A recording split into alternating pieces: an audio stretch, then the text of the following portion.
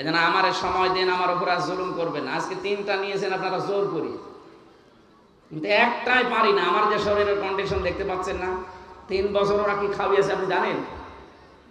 প্রত্যেকটা মানুষ এখন বের হয়ে অসুস্থ হয়ে যাচ্ছে। মামুনুল হক হাসপাতালে ছিল, আমি 10-11 দিন পড়েছিলাম হাসপাতালে।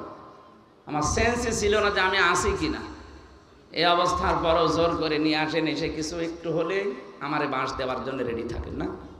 এই ফেসবুকে যারা এই যুদ্ধ করছেন, যুদ্ধ করার জায়গা পান না। আশা করছে আপনারা থামবেন, যদি না থামেন আমরা মজলুম মানুষ, মজলুমের দোয়া কবুল হয়, এটা নবীজির হাদিস। বরদোয়া দিয়ে দেব, বরদোয়া তো দিতে চায় না, মন থেকে চলে আসে আপনাদের কাজ কারবার। কারণ দুনিয়া জানে না যে দেশে 15.5 বছর আলেমরা সব মজলুম ছিল, কিছু 5 গোলাম ছিল, তাদের নাই জান্নাত ছিল, আর আমরা তো ছিলাম জাহান্নামে। আশা করছি এগুলো থামবে। এরপরও যদি কেউ না থামে, আমার মনের খবর আল্লাহ জানে। আমি কেন ওই উদাহরণটা ওই জায়গায় সেট করেছিলাম